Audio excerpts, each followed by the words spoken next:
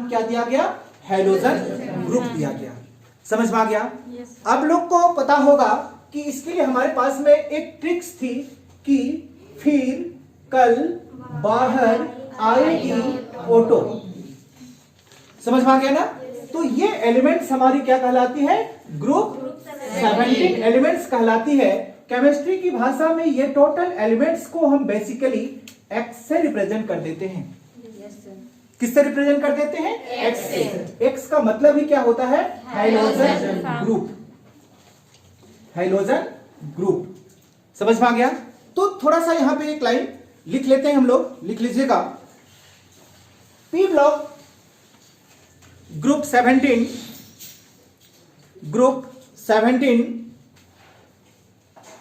include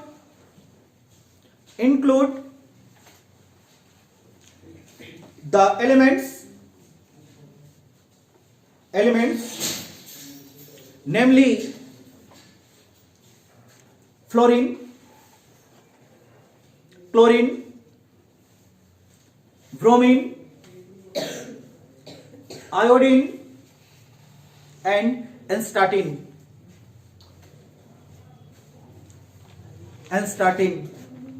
लिख लिए क्या? चलिए, तो ये था हमारा ग्रुप 17 की एलिमेंट, जिसको हम लोग फिर कल बाहर आएगी ऑटो ट्रिक से याद करके रखे हुए हैं। क्लियर हो गया? अब इसकी हम थोड़ा सा फिजिकल प्रॉपर्टीज की बात कर लें। किसकी बात करें? Physical properties. फिजिकल प्रॉपर्टीज ये जनरल टर्म पे है, ज्यादा इसको हम डीप जाएंगे नहीं, ज्यादा इस एग्जाम पे ये पूछा भी नहीं जाता है कि क्या चीज है। ठीक है, चलिए ध्यान से देखिएगा। यहां पे हमने क्या लिख दिया? एलिमेंट्स। एलिमेंट्स आपके पास में क्या था? आपको पता है, फिर कल बाहर आएगी ऑटो। क्लियर हो गया बात? अब इसकी स्टेट की बात करें। स्टेट मीन्स होता है अवस्था। समझ लीजिएगा यहां पे फर्स्ट ये दो एलिमेंट्स आपको दिखाई दे रहा है, फ्लोरीन और क्लोरीन। इसका जो स्टेट होता है वो गैसियस स्टेट होता है। एबंडेंट में यानी कि हमारा जो एटमॉस्फेयर है उसमें फ्लोरीन और क्लोरीन किस अवस्था में मिलता है? गैस अवस्था में मिलता है। समझ में आ गया? लेकिन यहां भी आपको ये ब्रोमीन दिखाई दे रहा है ना, ये ब्रोमीन केवल किसमें मिलता है? हमारा लिक्विड में मिलता है, जबकि आयोडीन और एस्टाटीन ये दोनों सॉलिड फॉर्म पे पाया जाता है। समझ में आ गया? ऊपर का दो गैस फॉर्म पे पाया जाता है, ब्रोमीन लिक्विड फॉर्म पे पाया जाता है, जबकि ये आयोडीन और एस्टाटीन किस फॉर्म पे पाया जाता है? सॉलिड फॉर्म पे पाया जाता है। क्लियर हो गई? आपको यहां पे जानकारी के लिए हम बता दें, जो हैलोजन्स फैमिली है, ये जो एलिमेंट है इसमें एक विशेष प्रकार का क्या होती है? कलर होता है। समझ में आ गया? हैलोजन फैमिली में जितनी भी एलिमेंट्स है सब में एक अपना अपना क्या होता है? कलर होता है। तो इसको आप देख लीजिए कि कौन सा एलिमेंट्स में कौन सा कलर पाया जाता है। हमारे पास में क्या है? फ्लोरीन। फ्लोरीन में हमारा येलो कलर पाया जाता है। फ्लोरीन में क्या कलर होती है? येलो कलर होती है। जबकि क्लोरीन में हमारा येलो ग्रीन होता है। क्या होता है? Yellow green. येलो ग्रीन होता है। क्लियर हो गई? चलिए, अब हमारे पास में क्या बचा? ब्रोमीन। ब्रोमीन में मिलता है रेड ब्राउन। ब्रोमीन में क्या मिलता है? Red brown. Red brown. जबकि आपका आयोडीन में मिलता है वायलेट कलर। किसमें क्या मिलता है? Violet colour. आयोडीन में, केवल आयोडीन में क्या कलर मिलती है? वायलेट कलर मिलती है। अब बात करें एस्टाटीन की, तो इसमें तो हमारा कोई भी हमको ऐसे भी स्टडी नहीं करना है, क्योंकि ये नेचर में क्या है? रेडियो एक्टिव है। क्या है? रेडियो एक्टिव है। नेचर में ये रेडियो एक्टिव है, इसलिए इसके बारे में हमको ज्यादा जानकारी की जरूरत नहीं है। चलिए, क्लियर हो गया? एक बार फिर से इसको क्विक रिवीजन करते हैं। ग्रुप 17 हेलो ग्रीक वर्ड है जिसका मतलब क्या होता है? समुद्र, सी। और इसी से ये जितना एलिमेंट्स है सबसे ज्यादा कहां पे पाया जाता है? समुद्र में पाया जाता है। इसलिए इस फैमिली को क्या नाम बोला गया? Halogen family. इसमें हमारा फ्लोरीन होती है, क्लोरीन होती है, ब्रोमीन, आयोडीन और एस्टार्टीन होती है। एम्बरटेंट में फ्लोरीन और क्लोरीन ये दोनों गैसियस स्टेट में होती है, जबकि ब्रोमीन हमारा लिक्विड फॉर्म पे होता है। आयोडीन और एस्टार्टीन किस फॉर्म पे होती है? सॉलिड फॉर्म पे होती है। हैलोजन फैमिली अपने आप में कुछ कलर देती है। जो फ्लोरीन में क्या कलर होती है? येलो कलर होती है। क्लोरीन में क्या कलर होती है? येलो ग्रीन कलर होती है। ब्रोमीन में रेड ब्राउन कलर होती है और आयोडीन में वायलेट कलर होती है। और एस्टार्टीन के बारे में हमको डिटेल्स में नहीं जाना है क्योंकि ये नेचर में क्या है? रेडियो एक्टिव है। क्या समझ में आया? चलिए आगे बढ़ते हैं। अब हम लोग बात करेंगे इसकी एटॉमिक साइज की बात करेंगे। फिलहाल हम यहां पे दो एग्जांपल को देते हुए आपको समझा देते हैं। Atomic size, atomic size. चलिए हम दो एग्जांपल के तौर पे दो उठाते हैं। यहां पे हमारे पास में क्या है? फ्लोरीन और क्लोरीन को उठा देते हैं। फ्लोरीन की एटॉमिक नंबर क्या होती है? 9। इसको अगर कॉन्फ्लिगेट आप कर देते हैं तो आपको क्या मिलता है? 27। अगर क्लोरीन को 17 है, इसको अगर कॉन्फ्लिगेट कर देते हैं तो क्या मिलता है? 287। तो यहां पे देखिए ये न्यूक्लियस पार्ट है जिसमें पॉजिटिव चार्ज होती है। ये फर्स्ट ऑर्बिट और ये क्या हो गया? Second orbit. फर्स्ट ऑर्बिट में 2 इलेक्ट्रॉन्स प्रेजेंट है, जबकि 7 मतलब सेकेंड ऑर्बिट में कितना इलेक्ट्रॉन प्रेजेंट है? 7 इलेक्ट्रॉन प्रेजेंट है। इलेक्ट्रॉन्स का भरने का तरीका एक बार फिलहाल हम बता देते हैं। 1 2 3 4 5 6 7 ये रहा। क्लियर हो गया? क्योंकि इलेक्ट्रॉन्स लोन पेयर में भरती है, जोड़ा में भरती है, अकेले में नहीं भरा जाता है। समझ में आ गया? चलिए इसमें आप देखें, इसकी बात करें हम तो इसका भी न्यूक्लियस चार्ज क्या होगा? पॉजिटिव ही होगा। इसमें फर्स्ट ऑर्बिट, सेकेंड ऑर्बिट और ये हो गया इसका थर्ड ऑर्बिट। अब यहां पे 2 इलेक्ट्रॉन्स भरा हुआ है, इसमें 8 इलेक्ट्रॉन्स। इसमें कितना इलेक्ट्रॉन्स भरा हुआ है? 8 इलेक्ट्रॉन्स। जबकि इसकी बाहरी में कितना इलेक्ट्रॉन्स है? 7 इलेक्ट्रॉन्स भरा हुआ है। देख लीजिए। अब साइज की बात करें तो आपको सिंपल दिखाई दे रहा है कि ये छोटा है और ये बड़ा है। मतलब ये 2 ऑर्बिट है इसमें और इसमें 3 ऑर्बिट है। तो जैसे जैसे हम नीचे की ओर आएंगे तो एटॉमिक साइज क्या होगा? बढ़ेगा। तो क्या यहाँ पे हम लिख देंगे यहाँ पे छोटा और नीचे जाएंगे तो क्या लिख देंगे? बड़ा। When move down the groups, its atomic size are increased. जब हम क्या करते हैं? ग्रुप में डाउन की ओर बढ़ते हैं तो इसका एटॉमिक साइज क्या होता है? इंक्रीज होता है, बढ़ता है। समझ में आया?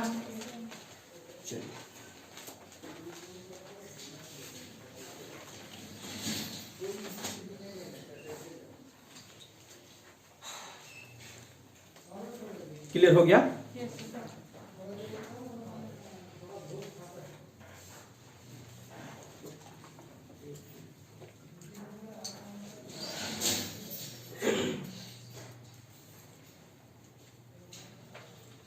आगे बात कर लेते हैं हम इसका आयोनाइजेशन इंथैल्पी की। किसकी बात करें? Ionization enthalpy. आयोनाइजेशन इंथैल्पी, आयनन ऊर्जा की, आयनन ऊर्जा की। चलिए इसको आप समझ लें कि आयनन इंथैल्पी यानी कि इसका आयनन ऊर्जा क्या होता है। अब ध्यान से देखिएगा कि ये हमारा सबसे छोटा ग्रुप 17 का सबसे छोटा एटम्स है फ्लोरीन। इसकी आउटर मोस्ट ऑर्बिट पे जो इलेक्ट्रॉन्स उपस्थित है वो इलेक्ट्रॉन्स इसकी न्यूक्लियस से क्या है? नजदीक में है। नजदीक में होने के कारण ये आउटर मोस्ट इलेक्ट्रॉन्स को ये अपनी ओर स्ट्रांगली फोर्स से क्या करेगा? खींचेगा। लेकिन जैसे हम नीचे को बढ़ते हैं इसका साइज क्या होता है? बढ़ते जाता है। अगर साइज बढ़ते जाता है तो बाहरी कक्ष में जो इलेक्ट्रॉन्स प्रेजेंट होंगे उसका दूरी न्यूक्लियस से क्या होते जाता है? बढ़ते जाता है। इसके कारण से न्यूक्लियस पे लगने वाला आकर्षण फोर्स क्या होता है? घटते जाता है। तो सबसे ज्यादा फोर्स किसमें लगता है? फ्लोरीन में, फिर क्लोरीन में, फिर किसमें लगेगा? ब्रोमीन, फिर आयोडीन, फिर स्टार्टिंग में। तो आपने क्या देखा, जब आप ग्रुप में डाउन की ओर मूव कर रहे थे तब इसका आयोनाइजेशन एंथैल्पी घट रहा था ना, सबसे ज्यादा स्ट्रॉन्ग इसमें, फिर कम होते होते क्या हो रहा था, घट रहा था। मतलब कि ग्रुप 17 में जब हम ऊपर से नीचे की ओर आते हैं तो उसका आयोनाइजेशन एंथैल्पी क्या होता है, डिक्रीज होता है। क्यों डिक्रीज होता है, क्योंकि न्यूक्लियस से आउटर मोस्ट इलेक्ट्रॉन्स की दूरी इंक्रीज होती है, और इंक्रीज होने से अट्रैक्शन जो कैपेसिटी है न्यूक्लियस का वो क्या होता है, घटता है। समझ में आ गया ना। चलिए, ये फिगर आपके लिए काफी है, ये बहुत चीज कह जाता है, ठीक है ना।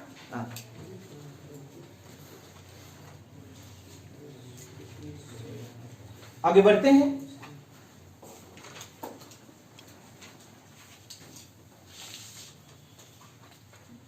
इलेक्ट्रॉन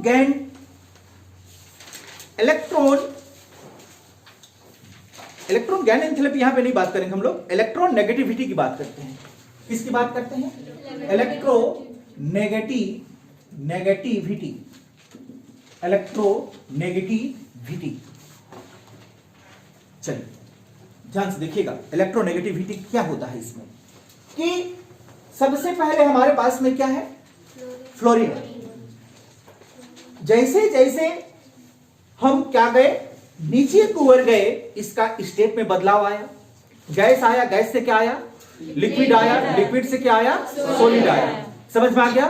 तो सबसे ज्यादा जो इलेक्ट्रोनेगेटिविटी है, जिसमें सबसे ज्यादा नेगेटिव होती है, वो किसमें होती है, फ्लोरीन में होती है, फिर क्लोरीन में होती है, फिर ब्रोमीन में होती है, फिर आयोडीन में होती है। तो इलेक्ट्रोनेगेटिविटी क्या दिखाया, कि आप नीचे की ओर बढ़ रहे हैं तो इसका इलेक्ट्रोनेगेटिविटी घटेगा या बढ़ेगा, घटेगा। मतलब मूव करेंगे हम जब नीचे की ओर तो ग्रुप 17 का इलेक्ट्रोनेगेटिविटी भी क्या होगा, घटेगा। सर इलेक्ट्रोनेगेटिविटी किसमें, नेगेटिव उसमें कितना नेगेटिव है,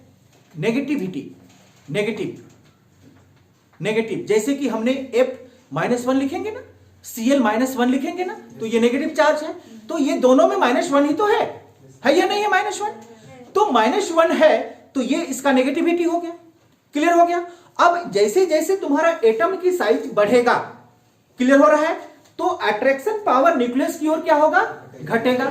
और जैसे अट्रैक्शन पावर घटेगा तो उस इलेक्ट्रॉन को हम आसानी से निकाल सकते हैं या नहीं निकाल सकते हैं। तो सबसे ज्यादा स्ट्रॉन्ग नेगेटिविटी किसका है, जिसका साइज छोटा होगा उसका होगा, क्योंकि वो अट्रैक्शन करेगा न्यूक्लियस की ओर, उसको निकालने के लिए हमको ज्यादा एनर्जी खपत करनी होगी। समझ में आ गया। तो डाउन की ओर मुड़े तो हम लोग का इलेक्ट्रोनेगेटिविटी क्या होता है, घटते जाता है। अब ये डायग्राम शो कर देंगे, क्लियर हो गया। चलिए आपको यहां पे हम एक बड़ी इंटरेस्टिंग चीज बता देंगे जिसका नाम है शिल्डिंग इफेक्ट। ये आपका ग्रुप 17 में हमको दिखाई देता है। क्या, शिल्डिंग इफेक्ट। शिल्ड का मतलब समझता है ना, शिल्ड का मतलब जैसे कोई नया चीज पैकिंग होके आता है तो उसको सील पैक होता है, उसी शिल्ड से क्या बना है, शिल्डिंग इफेक्ट किसको कहते हैं समझते हैं, क्लियर हो गई। चलिए, शिल्डिंग इफेक्ट समझिएगा, इस शिल्डिंग इफेक्ट किसको कहते हैं। चलिए, एटम्स का न्यूक्लियर पार्ट, इसमें ऑर्बिट प्रेजेंट होती है, क्या समझ में आया, इसमें इलेक्ट्रॉन उपस्थित है, क्लियर हो गया। ये सब इलेक्ट्रॉन्स क्या है, भरा पड़ा है। मान के चलिए कि इसमें कितना इलेक्ट्रॉन है, 2 इलेक्ट्रॉन्स है, तो इसमें कितने इलेक्ट्रॉन्स होंगे, 8 इलेक्ट्रॉन्स होंगे। तो इसमें कितने इलेक्ट्रॉन्स होंगे, 18 इलेक्ट्रॉन्स होंगे, आपका होंगे ना।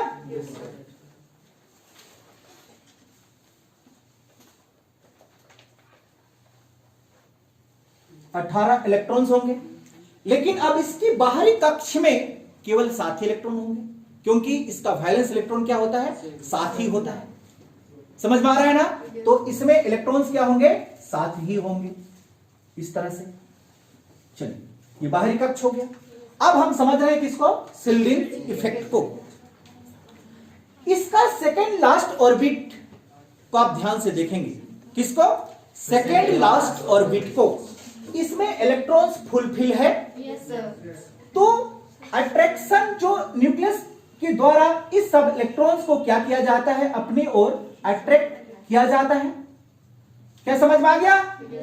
तो जितना भी न्यूक्लियस की ओर से लगने वाला अट्रैक्शन फोर्स, सब फोर्स को ये सेकेंड लास्ट ऑर्बिट क्या कर लेता है? अब्जॉर्व कर लेता है, क्योंकि वहां पे इलेक्ट्रॉन्स क्या है? भरा हुआ है। अब इस इलेक्ट्रॉन को भी क्या करेगा? ये अपनी ओर खींचने की कोशिश करेगा, खींचता भी है।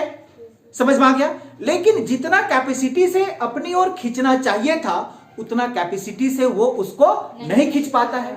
क्यों नहीं खींच पाता है?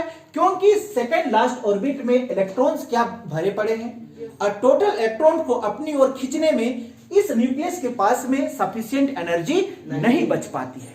क्या समझ में आया? तो यहां पे आप क्या देख रहे हैं कि ये वाला लेयर एक तरह से क्या कर रहा है? सील्ड जैसा काम कर रहा है, कि यहां का एनर्जी जो अट्रैक्शन एनर्जी है, उस एनर्जी को इस ऑर्बिट तक जाने नहीं दे रहा है। समझ में आ गया? और जब यहां पे एनर्जी नहीं लगेगा तो इस इलेक्ट्रॉन को हम आसानी से इजेक्ट करा सकते हैं, आसानी से निकाल सकते हैं। क्या समझ में आ रहा है मेरी बात? तो जितना भी अट्रैक्शन फोर्स लगा, टोटल फोर्स को ये सेकंड लास्ट ऑर्बिट का इलेक्ट्रॉन्स क्या कर लिया? एक तरह से कंज्यूम कर लिया, और यहां पे लगने वाला अट्रैक्शन फोर्स को क्या कर दिया? कम कर दिया, उधर जाने ही नहीं दिया। तो एक तरह से ये क्या काम कर रहा है? इस अट्रैक्शन फोर्स के लिए शील्ड का काम कर रहा है। इसीलिए इसको हम लोग क्या कहते हैं? शील्डिंग इफेक्ट कहते हैं। इसको हम ऐसे लिखते हैं यहां पे। समझ में आ गया? क्या कहते हैं इसको?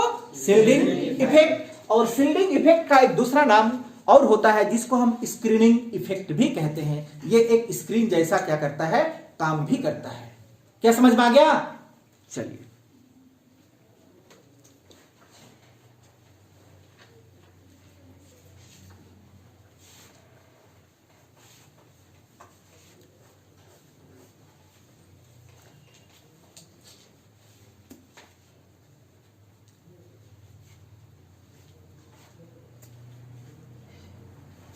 Sir in terms of sentence कैसे लिख सकते हैं?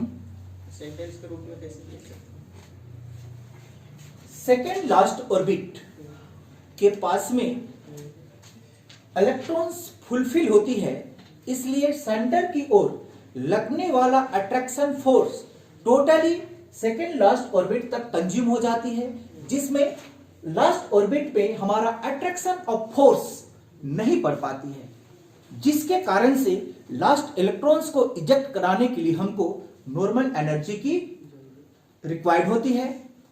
और इस तरह से सेकेंड लास्ट जो ऑर्बिट है वो एक प्रकार से इस अट्रैक्शन फोर्स के लिए क्या काम कर रहा है?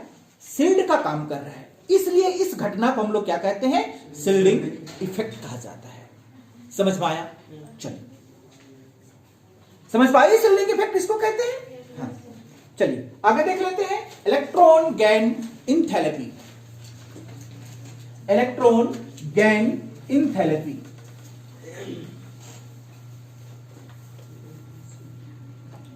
Electron gain enthalpy.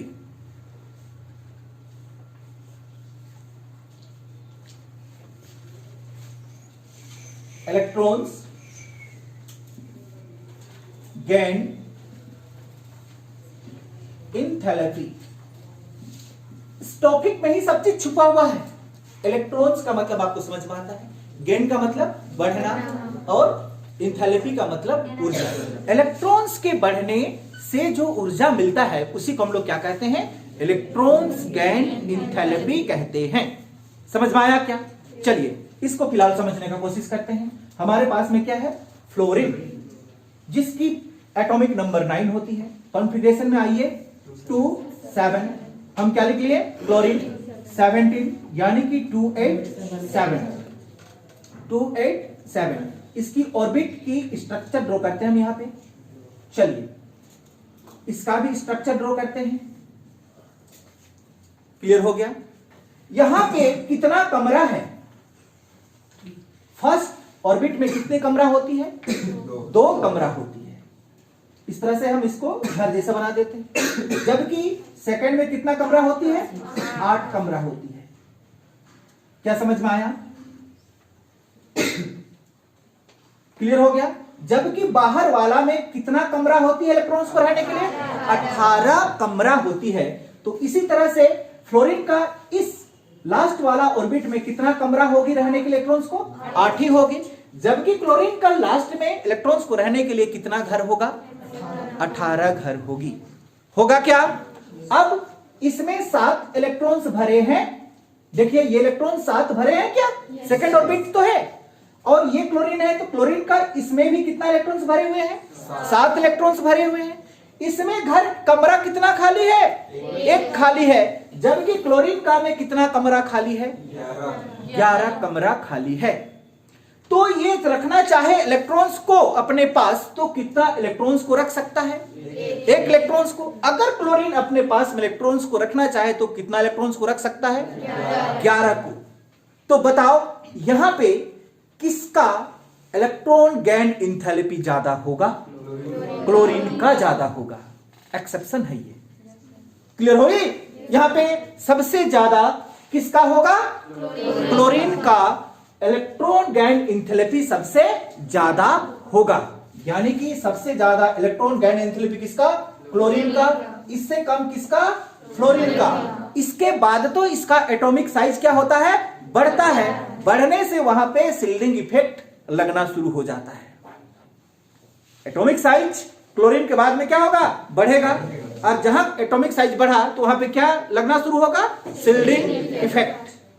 क्लियर हो रही है बात? फिर तो वहां पे इलेक्ट्रॉन क्यों रहेगा? वो तो वहां पे रहा हुआ इलेक्ट्रॉन भी बाहर निकल रहा है, तो काहे रहने के लिए आएगा वहां पे? क्या समझ में आ रहा है मेरे पास? तो सबसे ज्यादा इलेक्ट्रॉन गेन इंथैल्पी किसका? क्लोरीन का, फिर फ्लोरीन का, फिर ब्रोमीन का, और सबसे कम किसका? आयोडीन का। याद रखेंगे, एग्जाम में पूछा जाता है।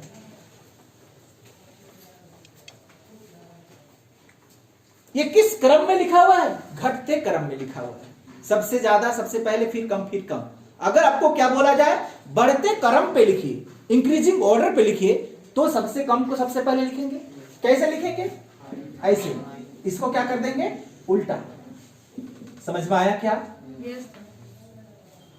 लेकिन फ्लोरीन, अब यहां पे फ्लोरीन को अगर पहले लिखेंगे तो वो क्या हो जाता? गलत होता, क्योंकि फ्लोरीन और क्लोरीन में शिल्डिंग इफेक्ट नहीं पड़ता है। इसके बाद में शिल्डिंग इफेक्ट पड़ना शुरू होता है। तो वहां से शिल्डिंग इफेक्ट जब पड़ता है तो बाहर का जो इलेक्ट्रॉन है वो तो अपने इजेक्ट हो रहे हैं, तो वहां रहने के लिए क्यों आएगा? समझ पा रही है? तो सबसे ज्यादा इलेक्ट्रॉन्स किसमें हमारा ऑक्यूपाई होगा? क्लोरीन में, क्योंकि यहां पे 11 कमरा खाली है और इसमें केवल 1 ही कमरा है। तो जिसमें ज्यादा कम इलेक्ट्रॉन्स आएंगे वहां पे ज्यादा इलेक्ट्रॉन्स गेन करेगी और वहां का इंथैल्पी क्या होगा? ज्यादा होगा। समझ में आ गया? इसलिए यहां पे एक्सेप्शन है, आप ध्यान देंगे थोड़ा सा। सबसे पहले कौन आता है? क्लोरीन, उसके बाद में फ्लोरीन, फिर ब्रोमीन, फिर आयोडीन। क्लियर हो गया?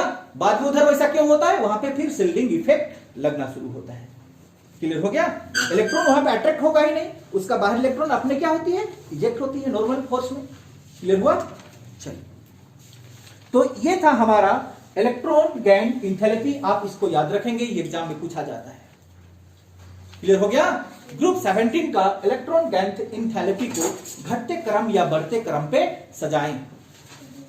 क्लियर हो गया? Yes sir. वहां ये नहीं पूछा जाएगा, कारण पूछा भी जाएगा तो आप यहां पे कारण समझ लिए होंगे। समझे ना कारण?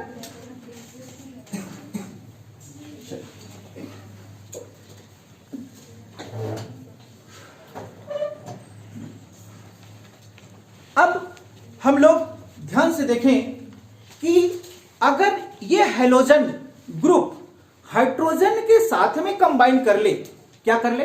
हाइड्रोजन के साथ में कंबाइन कर ले तो बाइनरी एसिड का निर्माण करता है। किसका? बाइनरी। आपने सुना होगा बाइनरी, ट्राइनरी और क्वाटनरी। बाइनरी का मतलब होता है 2, ट्राइनरी का मतलब होता है 3 और क्वाटनरी का मतलब होता है 4। समझ में आ गया क्या? तो बाइनरी का मतलब होता है 2 ही इसमें कंटेंट होंगे। 2 एलिमेंट्स सर। हाँ, 2 एलिमेंट्स। तो हमने क्या कहा कि हाइड्रोजन फैमिली किसके साथ में? हाइड्रोजन के साथ में रिएक्ट करके क्या बनाता है?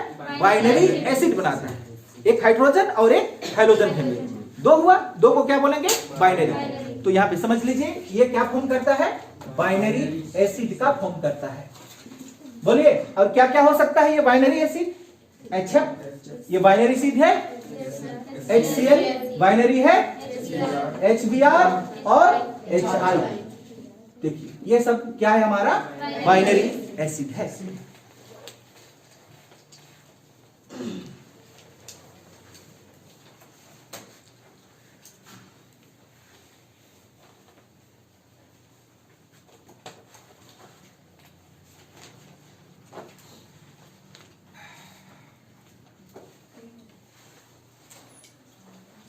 क्लियर हो गया, ये समझ पाए बाइनरी एसिड। आगे समझेंगे हम लोग बॉन्ड डिसोसिएशन को। किसको समझेंगे, bond dissociation. Bond dissociation, dissociation का मतलब क्या होता है, टूटना। Bond dissociation. चलिए अब यहां पे समझाते हैं आप लोगों को कि बॉन्ड डिसोसिएशन किसमें सबसे ज्यादा होता है और किसमें सबसे कम होता है। क्लियर हो गया। यहां पे आपने लिखा F2, क्या लिखा, F2। यहां पे फ्लोरीन कितना है, 2। एक फ्लोरीन और ये क्या हो गया, 2 फ्लोरीन। और थोड़ा सा नजदीक बनाते हैं, ये हो गया, सही है, सही है। ये क्या है, इलेक्ट्रॉन्स है। ये भी क्या है, इलेक्ट्रॉन्स। इलेक्ट्रॉन्स में क्या चार्ज होती है, माइनस चार्ज। माइनस और माइनस क्या होगा, रिपल्सन होगा। तो यहां पे हमको बॉन्ड को तोड़ने में हमको ज्यादा मेहनत नहीं करना पड़ेगा, क्योंकि ये फ्लोरीन का साइज भी क्या है, छोटा है। छोटा होने के कारण ये दोनों क्या होगी, नजदीक पे होगी। नजदीक पे होने के कारण क्या होगा, इसमें रिपल्सन होगी। एक दूसरे को ये क्या करेगा, धकेलेगा। और यहाँ का ये जो बॉन्ड है, ये दोनों के बीच में जो बॉन्ड बना है वो इजीली क्या हो जाएगा, ब्रेक हो जाएगा। होगा या नहीं होगा। लेकिन क्लोरीन, बोलिए क्लोरीन का साइज क्या है हमारे पास, बड़ा है। तो ये क्लोरीन का साइज बड़ा होने के कारण ये दूरी क्या होगी, बढ़ेगी। तो वहां पे रिपल्सन फोर्स ज्यादा नहीं लगेगा। लगेगा क्या, दूरी बढ़ा तो ज्यादा फोर्स नहीं लगेगा, रिपल्सन फोर्स। तो उसका बॉन्ड डिसोसिएशन इससे क्या होगी, स्ट्रॉन्ग होगा। इवेंटली सबसे स्ट्रॉन्ग होता है क्लोरीन का बॉन्ड डिसोसिएशन। क्लोरीन का क्या होता है, सबसे स्ट्रॉन्ग होता है। समझ में आ गया। और इसका तो कारण आपको पता चल गया। और बाकी जब 2 एलिमेंट है, उस 2 एलिमेंट में तो शिल्डिंग इफेक्ट होती है। समझ में आ गया। वहां तो रिपल्सन और अट्रैक्शन की बात ही नहीं है, अट्रैक्शन फोर्स वहां लगता ही नहीं है, इसलिए इजीली वहां इलेक्ट्रॉन्स क्या हो जाती है, निकल जाती है। क्या समझ में आ गया। तो सबसे ज्यादा स्ट्रॉन्ग यहां पे कौन होता है, Cl2 है ना। उसके बाद में, हाँ बोलो। तो इसमें Cl2 बनाए तो Cl और Cl के बीच में जो बॉन्ड बना है उसको तोड़ना। हाँ, उसको तोड़ना है ना, वो वाला बॉन्ड। सबसे स्ट्रॉन्ग इसका होता है। क्लियर हो गया। फिर किसका होता है, हमारा ब्रोमीन का होता है। फिर फ्लोरीन का, फिर आयोडीन। याद रखिएगा ये चीज, आयोडीन का क्यों होता है ये पता चला यहां पर। क्लियर हो गया। सबसे ज्यादा Cl2, Br2, फ्लोरीन, फिर आयोडीन। एक्सेप्शन है ये सब। आप सीरियली लिखेंगे तो क्या हो जाएगा, गलत हो जाएगा।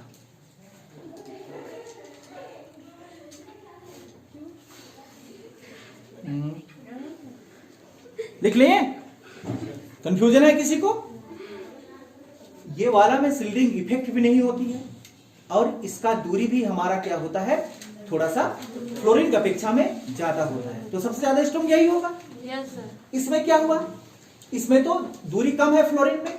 समझ में आ रहा है ना। Yes, sir. इसलिए ये तो रिपल करके अपने ब्रेक कर लेगी। लेकिन उससे ज्यादा स्ट्रॉन्ग ब्रोमीन होता है, और आयोडीन तो सबसे, उसका साइज ही क्या होता है, बड़ा होता है, इसलिए वो सबसे कमजोर होता है। समझ में आ गया। इसलिए इसको हाईली रिएक्टिव कहा जाता है। किसको, आयोडीन को। हाईली रिएक्टिव क्यों कहते हैं, क्योंकि वो तुरंत उसका बॉन्ड टूटता है। जिसका बॉन्ड टूटता है वो जल्दी क्या करता है, रिएक्शन कर जाता है। अब तो क्लियर हुआ। चलिए बढ़े आगे। चलिए नेक्स्ट है हमारा इलेक्ट्रॉनिक्स कॉन्फ़िगरेशन ऑफ, लिखेंगे electronics configuration of group 17 family या हैलोजन फैमिली।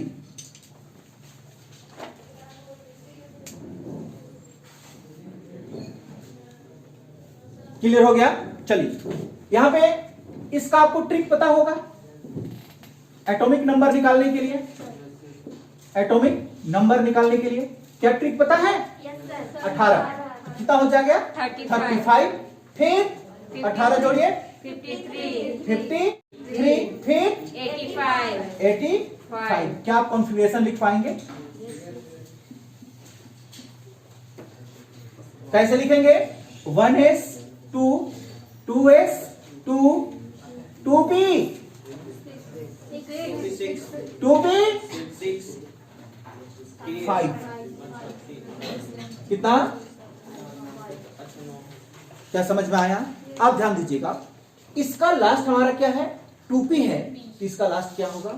3p, इसका 4p, इसका 5p, इसका 6p। लेकिन p ही होगा और p में भी क्या होगा?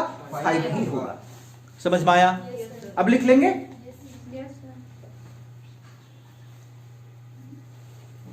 Electronics configuration.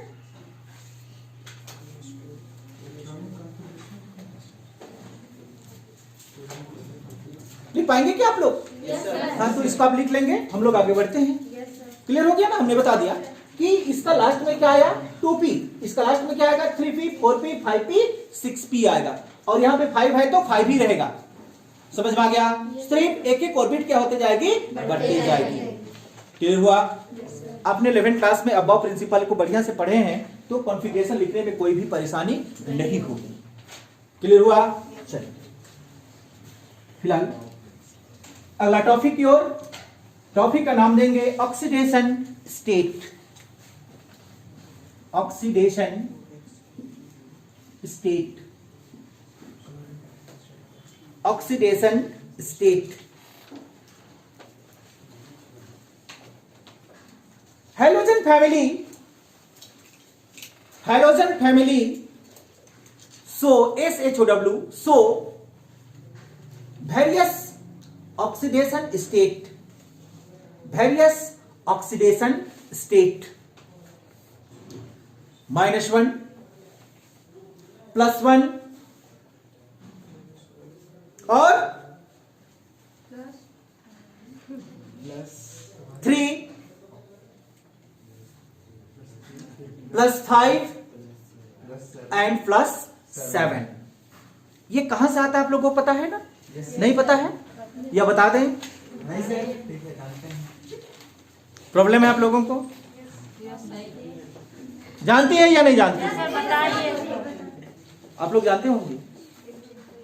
समझ में आ गया ना? इसको हम क्या करते हैं? एक्साइटेड करते करते आगे की ओर बढ़ते हैं, तो इसमें हमारा फेयरिंग होते जाता है, अनफेयर होते जाता है, और उसको लेविस डोज सिंबल में आते हैं तो ये ऑक्सीडेशन स्टेट को शो करते जाता है। समझ में आ गया ना? अब नहीं देखते हैं तो हमारे पास में एक वीडियो बना हुआ है, अब देख लेंगे कौन सा वीडियो है, वही नाम याद नहीं हमको। 11th क्लास का वीडियो होगा। क्लियर हुई? चलिए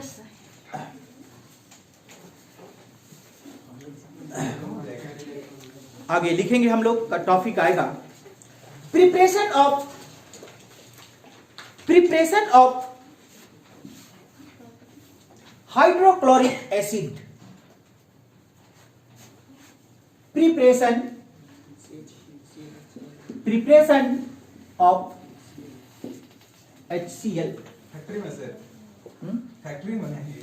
नहीं, अभी लेबोरेटरी में ही बना लेते हैं ना, या हाँ फैक्ट्री में ही बना लो ना, क्या दिक्कत है? कहीं पे बनाएंगे ना। चलिए सिंपली है ये हमारा। आप लिखना चाहते हैं तो लिख सकते हैं। देखिए इसका प्रिपरेशन हमारे पास में क्या है? हाइड्रोजन, और क्या है हमारे पास में? Cl2। दोनों को कंबाइन करेंगे तो क्या मिलेगा हमको? सीधे HCl बन जाता है। समझ में आ गया होगा? अब इसका लंबाई लिखने सकेगी ना?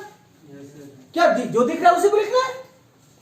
Hydrogen react with chlorine to give HCl। क्या लिखेगी इसका भाषा? समझ में आया? चलिए आगे लिखेंगे laboratory preparation of HCl, laboratory preparation of HCl। लिख लिए? लैब में कैसे बनाएंगे हम HCl?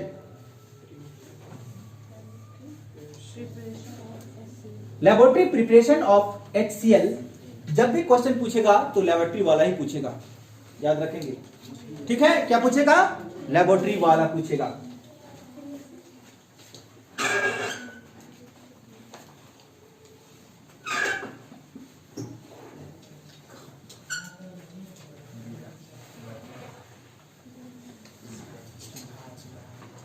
ये स्टोव है, स्टोव मतलब समझ में आता होगा ना, जो बर्नर होती है आपका।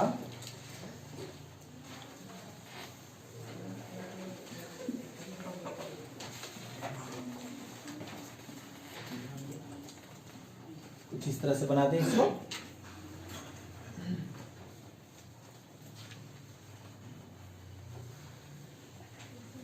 ये फ्लास्क है हमारा, इसके ऊपर में इसको क्या करेंगे? रख देंगे।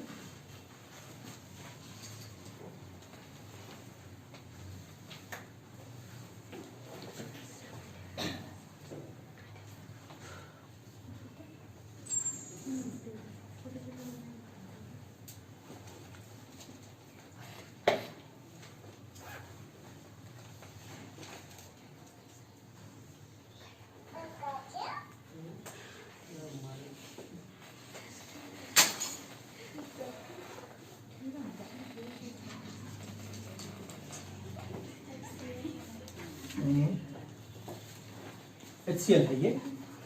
HCl को प्रिपेयर करा रहे हैं हम लोग। कैसे प्रिपेयर होता है देखते हैं।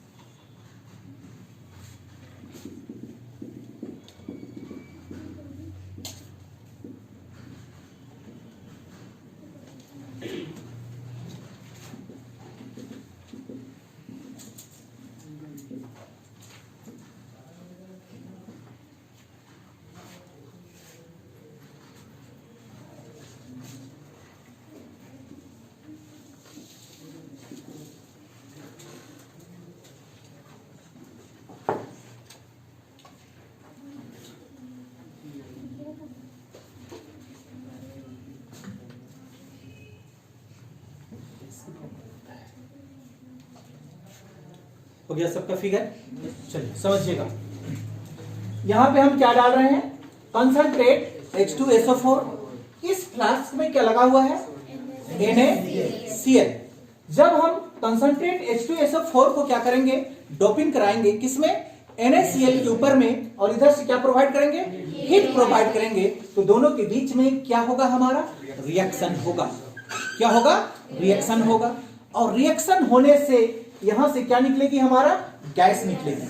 उस गैस पे कुछ मात्रा में क्या होती है, वाटर होगी या और कुछ इंप्यूरिटीज होगी, जो इस पाइप से होते हुए कहां पे जाएगी, अब्जॉर्बिंग चैम्बर पे जाएगी। वो टोटली इंप्यूरिटीज को क्या कर लेगा, H2SO4 अब्जॉर्ब कर लेगा, और प्योर HCl गैस को क्या करेगा, इस चैम्बर पे सप्लाई कर देगा। समझ में आया। इस तरह से हमको लैबोरेटरी में क्या मिलता है, HCl मिलता है। देख लीजिए इसका रिएक्शन। एक ही रिएक्शन है, छोटा सा रिएक्शन है, आप ध्यान से देखिएगा। हमारे पास में क्या है, NaCl, किसके साथ में, H2 कंसंट्रेट है ये ना, H2SO4, ये कंसंट्रेट H2SO4 के साथ में ये गर्म कर रहे हैं, मतलब हीट दे रहे हैं। समझ में आ गया।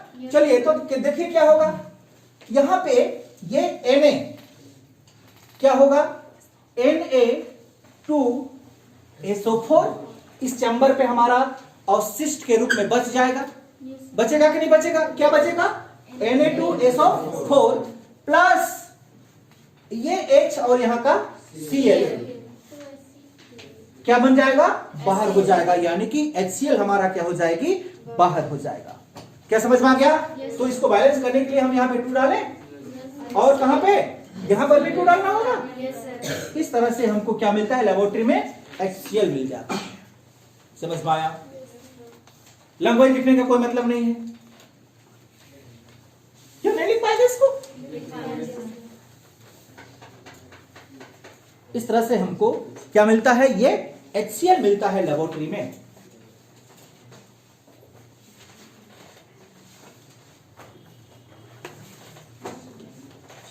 क्लियर हो गया।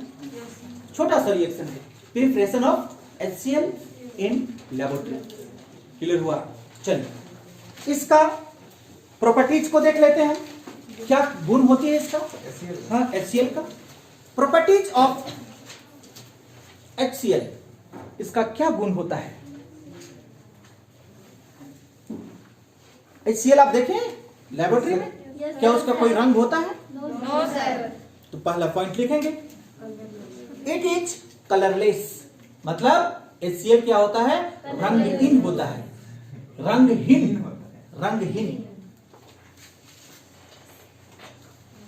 दूसरा पॉइंट लिख लीजिए, मछली बाजार में कभी आप घूमे हैं, जहां पे सूखा हुआ मछली बिक्री होता है, उस गली से गुजरे हैं आप कभी, कैसे गंध आता है, बहुत अच्छा गंध आता है। लिख लीजिएगा, it has pungent smell. Sir क्या बोले, पंजेंट, FUNZENT,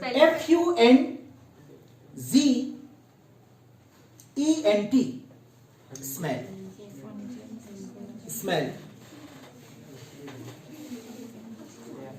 हो गया। अगला पॉइंट लिखिए,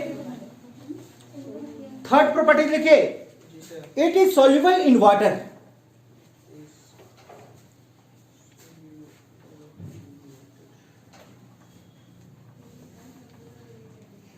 लिखिए। चौथा पॉइंट लिखिए, it is fuming liquid. Fuming, FUMING,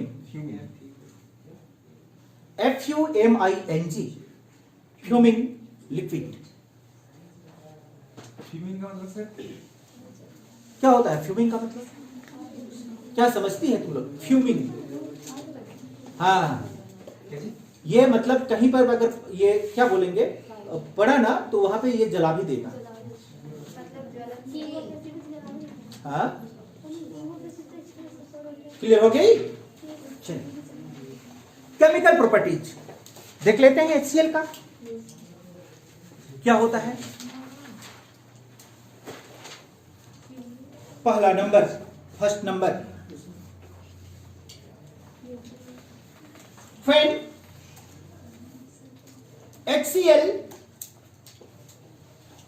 are strongly heated, strongly heated at about 1500 degree Celsius, 1500 degree Celsius, इस पे लोहा जल जाएगा सर।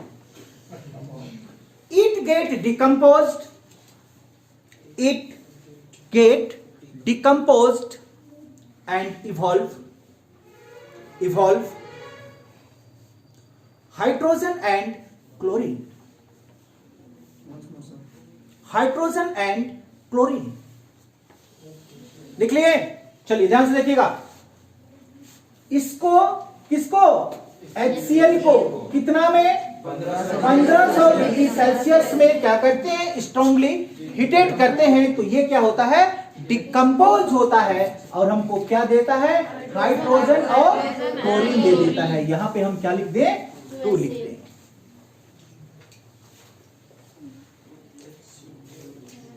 HCl को मिलाने से मतलब हाइड्रोजन क्लोरीन को मिलाने से HCl बनता है, HCl को फिर डिकम्पोज करते हैं तो फिर से हमको क्या मिल जाता है, हाइड्रोजन और क्लोरीन मिल जाता है। मतलब ये क्या है, रिवर्सिबल प्रोसेस है। समझ में आ गया ना? दूसरा इसका प्रॉपर्टीज देखें। When HCl react with ammonia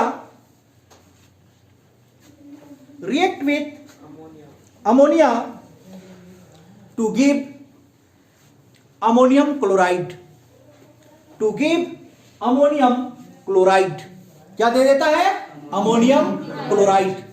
HCl देखिए इसका दूसरा प्रॉपर्टीज, HCl किसके साथ में रिएक्शन करता है, अमोनिया NH3 के साथ में, तो क्या देता है, अमोनियम क्लोराइड, यानी कि NH4Cl। NH4 प्लस होता है ना, तो Cl जुड़ा मतलब न्यूट्रल हो गया, माइनस, अमोनियम क्लोराइड दे देता है। इसका 2 प्रॉपर्टीज, अब याद रखिएगा, जब भी प्रिपरेशन पूछेगा तो इसका दोनों प्रॉपर्टीज पूछेगा, फिजिकल प्रॉपर्टीज और केमिकल प्रॉपर्टीज, प्रिपरेशन के साथ। समझ में आया ना?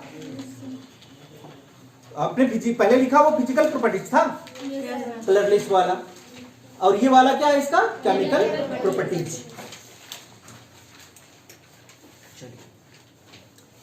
एक और इंपॉर्टेंट टॉपिक यहां से जो पूछा जाता है 2 नंबर के लिए, कभी कभी 3 नंबर के लिए पूछा जाता है।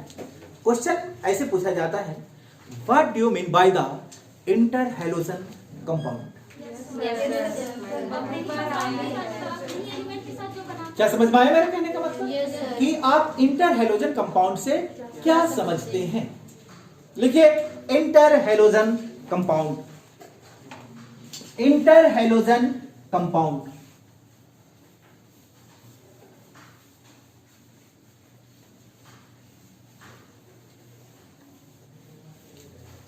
लिख लिए? चलिए लिखेंगे।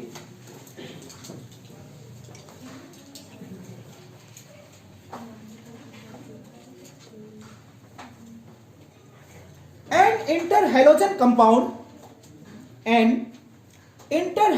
compound is a molecules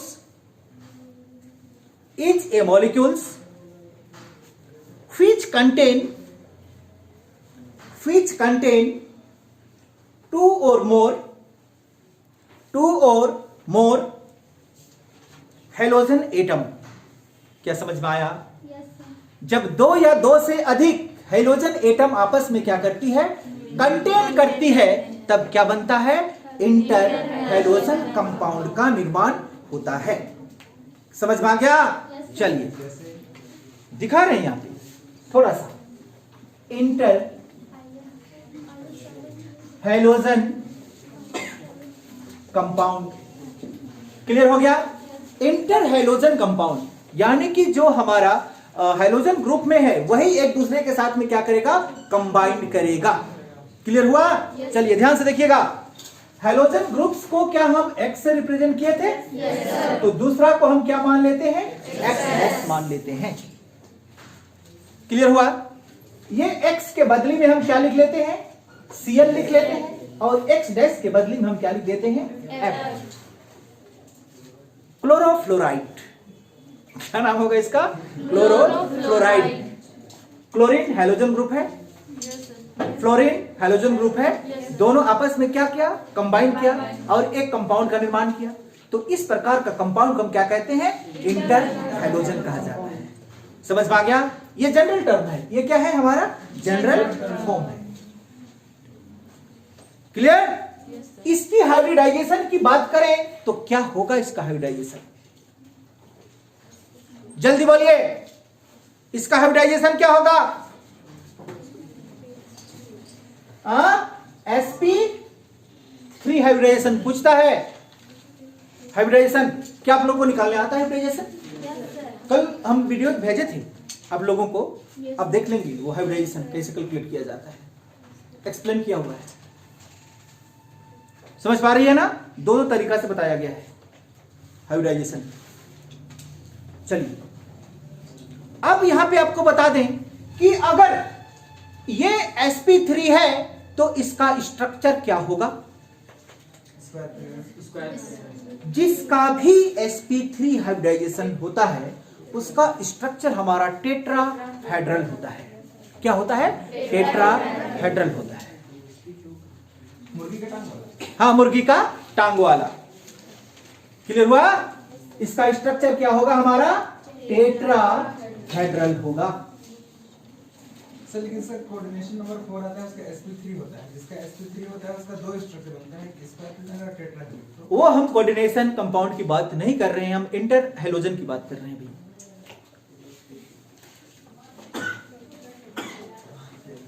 क्या समझ में आया? चलिए अब आगे देखिए, x-3 इस प्रकार का भी कंपाउंड फॉर्म होता है। समझ में आया?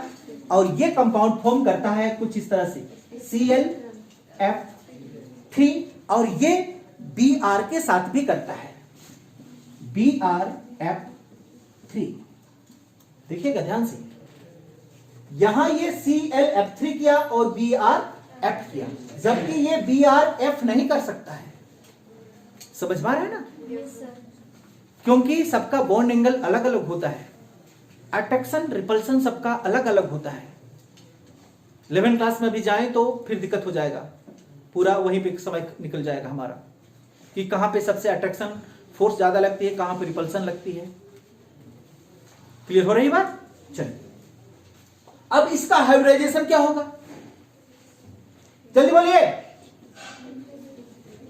कितना होगा इसका हाइब्रिडाइजेशन? sp3। क्या आप अपने सीखा है? हाइब्रिडाइजेशन निकालने सीखा है या बता दूं मैं यहां पे? बता दूं या जानते हैं? जानते हैं तो बताइए क्या हाइब्रिडाइजेशन है इसका?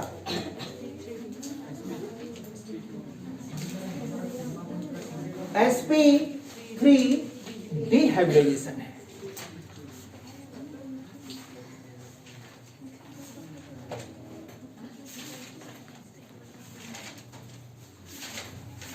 क्या हाइब्रिडाइजेशन होगा इसका? sp3 डिहाइब्रिडाइजेशन।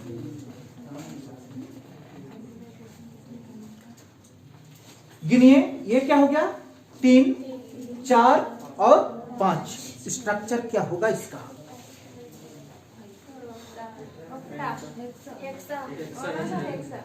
यहां पे क्या है हमारा? 5 है। हेक्साहेड्रल होगा। 5 है।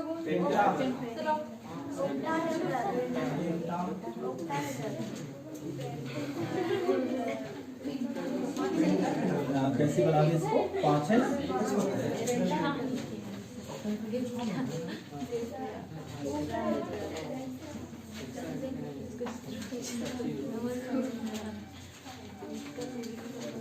ये स्ट्रक्चर सीधे लिख दो ना, टी से।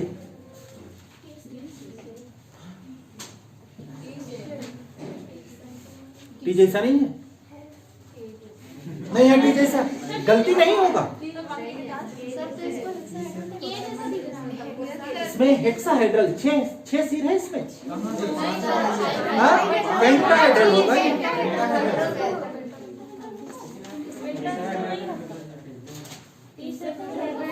या आप लिख सकते हैं trihedral bipyramidal. Trihedral bi pyramidal. सीधे लिखो ना, ट्राईहेड्रल bi pyramidal structure.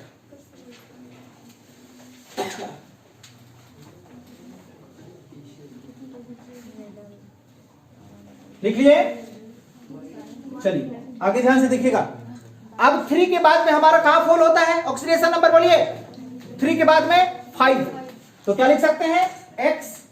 x dash क्या लिखेंगे? 5 होगा क्या? ऑक्सीडेशन नंबर यही तो शो कर रहा है हमारा, 1, 3, 5 और 7। बोलिए ClF क्या लिख सकते हैं? 7 लिख सकते हैं।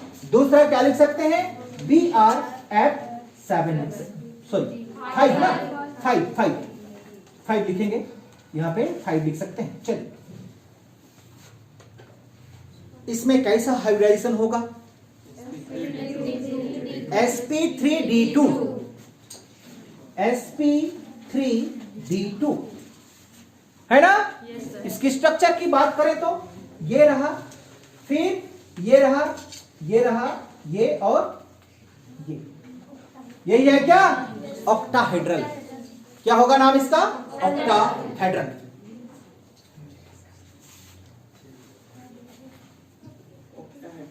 ऑक्टाहेड्रल क्लियर हो गया? लास्ट इसका एक ऑक्सीडेशन बचा हुआ है, X-7। ये कौन फॉर्म करता है?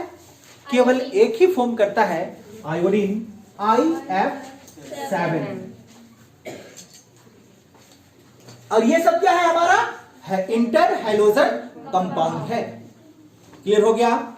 इसकी हाइब्रिडाइजेशन की बात करें तब sp3d3, sp3d3 यही होगा, है कि नहीं है? स्ट्रक्चर बनाते हैं, चलिए यहां पे बना दे। ये देखिए 1, ये हो गया 2, 3, 4, 5, 6, 7।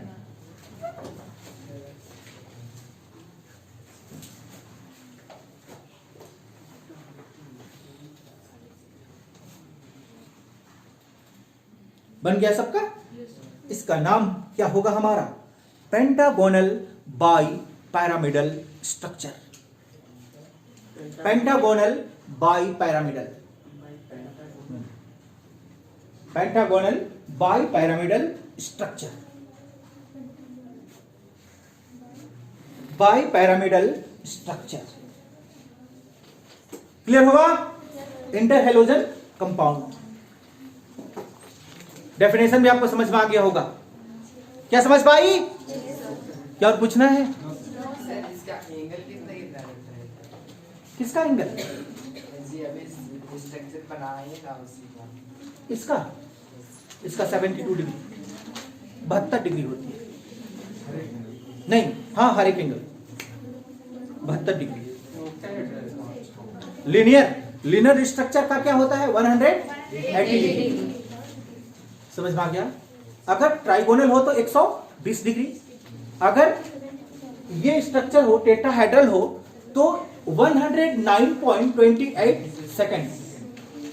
क्लियर? इसमें दो प्रकार का एंगल है, 120 और 90, फिर 90, फिर 72।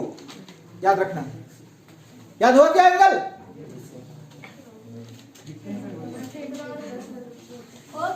हो गया ना?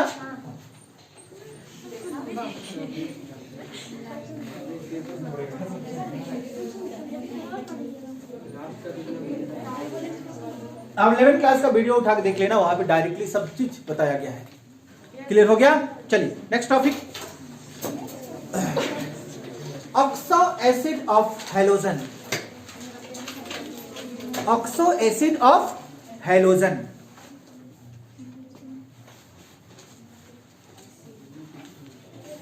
ऑक्सो एसिड, एसिड का बात नहीं कर रहे हैं हम, किसका बात कर रहे हैं? Oxo acid. ऐसा एसिड जिसमें हमारा ऑक्सीजन कंटेन हो, वो एसिड क्या कहलाता है? ऑक्सो एसिड कहलाता है। ध्यान से समझिएगा, ये HCl है, ये एसिड है, क्या है ये एसिड है, लेकिन ये ऑक्सो एसिड नहीं है क्योंकि यहाँ पे ऑक्सीजन नहीं है। अगर इसमें ऑक्सीजन होगा तो ये क्या कहलाएगा, ऑक्सो एसिड कहलाएगा। क्या समझ में आ गया? तो चलिए, सबसे पहला जो ऑक्सो एसिड आता है हमारा हेलोजन फैमिली का, वो होता है HClO3।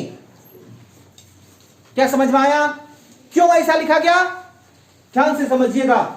Cl का लेविस डॉट सिंबल में आइए, 1 2 3 4 5 6 7। क्लियर हो गया? हाइड्रोजन की वैलेंसी 1, यहां पे जुटा। ऑक्सीजन का वैलेंसी 2, यहां से जुटा, यहां से जुड़ेगा और यहां से जुड़ेगा, HClO3। इसका नाम है हमारा क्लोरिक एसिड। इसका नाम क्या है? Chloric acid. स्ट्रक्चर अब बनाना चाहते हैं तो बना सकते हैं, क्योंकि इसका पूछ अभी निकलने इधर उधर से। क्लियर हो गया? चलिए मिटा रहे हैं इसको। इसका नाम क्या है? Chloric acid. क्लियर हुआ? याद रखिएगा, मॉलिक्यूल्स में, ये मॉलिक्यूल्स है, इस मॉलिक्यूल्स में एक ऑक्सीजन हम क्या करेंगे? माइनस करेंगे। समझिएगी, ये मॉलिक्यूल्स है, इस मॉलिक्यूल्स में एक ऑक्सीजन क्या करेंगे? माइनस करेंगे। तो क्या मिलेगा हमको? HClO2। जब एक मॉलिक्यूल्स में एक ऑक्सीजन माइनस किया जाता है तो इसका नाम के आगे पर शब्द का प्रयोग होता है। किसका क्या नाम होता है? हाइपो। हाँ?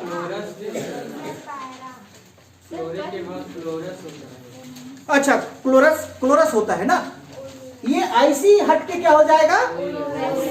OUS हो जाएगा। तो मॉलिक्यूल्स नहीं लिखेंगे हम यहाँ पे, लिख भी दो, कोई दिक्कत नहीं है। क्या होगा इसका नाम? Chlorous acid. यहाँ पे ऑक्सीजन कम होता है तो क्लोरिक से क्या हो जाता है? क्लोरस हो जाता है। क्लियर हो गया? चलिए, मॉलिक्यूल्स में एक ऑक्सीजन हम क्या करते हैं? जोड़ दें। क्या करते हैं? जोड़ दें। तो क्या मिलेगा हमको? HClO4। जब मॉलिक्यूल्स में एक ऑक्सीजन जुड़ता है तो उसका नाम के आगे क्या जुड़ता है? पर क्लोरिक एसिड। पर क्लोरिक एसिड इसका नाम पड़ा।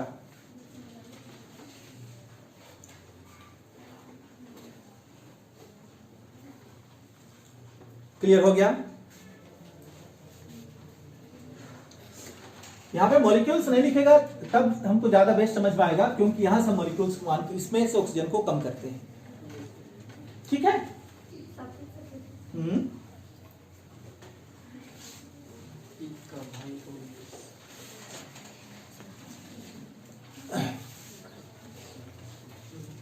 हो गया?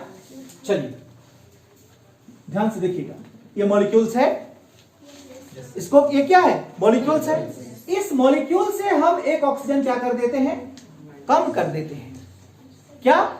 एक ऑक्सीजन को कम कर देते हैं तो क्या मिलेगा हमको? HClO। जब मॉलिक्यूल्स में एक ऑक्सीजन कम होता है तो उसका नाम के आगे क्या लगता है? हाइपो। फिर क्या है हमारे पास? Chlorous acid. देखिए, हाइपो क्लोरस एसिड। 1 2 3 4, केवल हमारे पास में हैलोजन का ऑक्सो एसिड केवल 4 ही होता है। कितना होता है? केवल 4 होता है। क्लियर हो गया? अब इसको जल्दी से सीक्वेंस में लिख लीजिए। इसका स्ट्रक्चरल फार्मूला बनाना है। क्या बनाना है? Structural formula. चलिए हम इसको फिलहाल मिटा देते हैं। पहला नंबर क्या था हमारे पास में? HClO4 लिख लेंगे वहां पे। Structural formula of oxo acid of halogen. 3 होगा। हाँ? 3 होगा। क्या होगा? हाँ 3 होगा। 3 होगा यहां पे। चलिए, क्या आप सेंट्रल मेटल एटम चुनने जानते हैं? यहां Cl है, लेविस डॉट सिंबल में आते हैं ना। यहाँ पे तो अभी इसका स्ट्रक्चर हम बना ही दिए थे। यहाँ पे क्या हुआ, हाइड्रोजन, यहाँ पे ऑक्सीजन, यहाँ पर भी ऑक्सीजन, यहाँ पर भी क्या हो जाएगा, ऑक्सीजन हो जाएगा। चलिए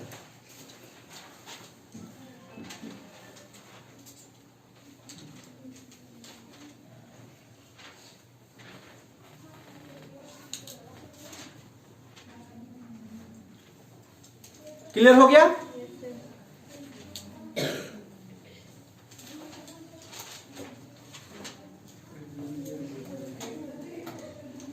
हो गया। अब बताइए ये स्ट्रक्चर हमारा सही है या गलत है? सही है या गलत है? ये स्ट्रक्चर गलत है। समझ में आ गया? चलिए ध्यान से देखिए, 1 2 3 4 5 6 7 क्लियर हुआ। ऑक्सीजन कितना है हमारे पास? 1 2 3 सबका डबल डबल वैलेंसी है। हाइड्रोजन की संख्या कितना? 1 हाइड्रोजन लगा यहाँ पे। क्या समझ में आया? इसका वैलेंसी क्या बचा? 1। तो ये वैलेंसी आपको दिखाई दे रहा है यहाँ, ये क्या हो गया? OH। कितना ऑक्सीजन बचा? 2। यहाँ पे एक ऑक्सीजन जुड़ा, एक ऑक्सीजन यहां जुड़ेगा, ये इसका लोन पेयर बन जाएगा। याद रखना, इसको काटे ही रहने दो, नहीं तो गलती करेगी फिर। काटी है ना? हाँ, फिर सही करो। चलो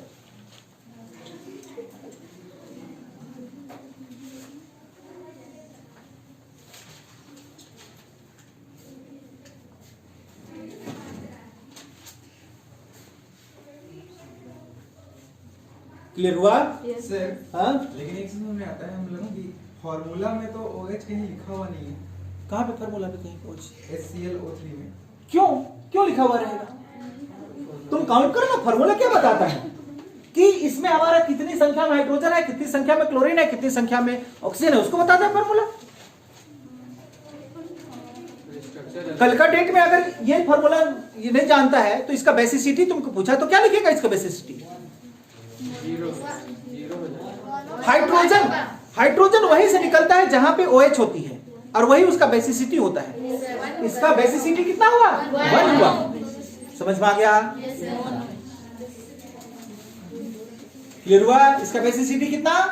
1। लिख लो, बेसिसिटी कितना? 1। जितनी की संख्या में OH उतनी की संख्या में उसका क्या होता है? बेसिसिटी होता है। समझ में आया बात? चलिए मिटा देते हैं, अब गलती नहीं होगी ना? No sir. चलिए सेकंड नंबर का बोलिए, फॉर्मूला क्या था हमारे पास? HClO2। क्लियर हुआ? Cl लेविस डॉट सिंबल में आइए। 1 2 3 4 5 6 7 ऑक्सीजन की संख्या 2। समझ में आया? हाइड्रोजन पहले बैलेंस लगाइए यहाँ पे, इसका हाइड्रोजन 1 जो एक है उसमें सबसे पहले आप जोड़िए इसको। क्या समझ में आया? ऑक्सीजन कितना? 1। ये लोन पेयर। समझ में आया? इसका भी बेसिसिटी कितना? 1। समझ पाई? एग्जाम में गलती नहीं करना। क्लियर हो रहा है? चलिए आगे बोलिए। ये सेकंड नंबर था ना? HClO4। चलिए ध्यान से देखिएगा इसको। Cl 1 2 3 4 5 6 7 ऑक्सीजन की संख्या 1 2 3 4 सब में बैलेंस लगा देंगे हम लोग। क्लियर? हाइड्रोजन कितनी? 1 हमने लगा। इसका नाम के आगे पर शब्द जुड़ा हुआ है। क्या शब्द जुड़ा हुआ है? पर का मतलब होता है कि यहाँ का एक ऑक्सीजन जहां पे H जुड़ा हुआ है उस ऑक्सीजन के साथ में जुड़ जाएगा। मतलब ये वाला ऑक्सीजन यहां से उठ के यहां पे जुड़ा और इधर एक वैलेंसी इसका बच जाएगा। क्या समझ में आया? तब क्या होगा? ये सिंगल बॉन्ड यहाँ पे क्या है? O, single bond O, single bond H। Clear हुआ? अब आपके पास में कितना ऑक्सीजन बचा? 2। लीजिए यहाँ पे एक ऑक्सीजन को जोड़िए, एक ऑक्सीजन यहां जुड़ेगा, ये इसका लोन पेयर। समझ में आई बात? डाउट है किसी को? अब इसका बेसिसिटी कितना? 1।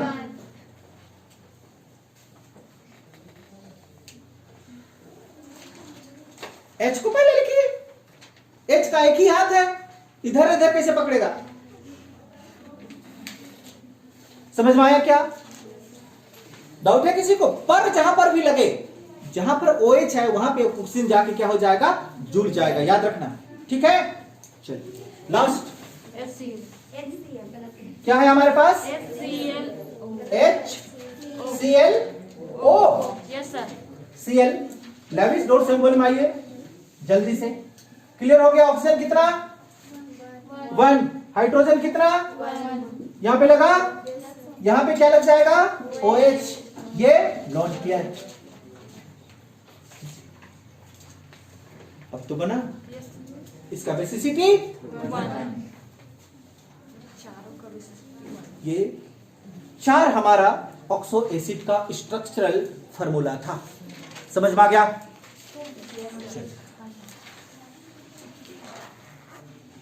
शायद हमारा ग्रुप 17 खत्म हो गया है। ग्रुप 16 में टॉपिक्स छोड़ गए। हाँ, नाम बोलो। Allotropic of sulphur. अच्छा, एलोट्रोफी ऑफ सल्फर बता देंगे। 3 प्रकार का एलोट्रोफ होता है उसका। चलिए, क्लियर हो गया? ये ग्रुप 17 हमारा यहीं पे खत्म होता है। कोई टॉपिक है तो आप ढूंढ के लाएंगे, उसको नेक्स्ट क्लास में डील करते हैं। ठीक है, ठीक है।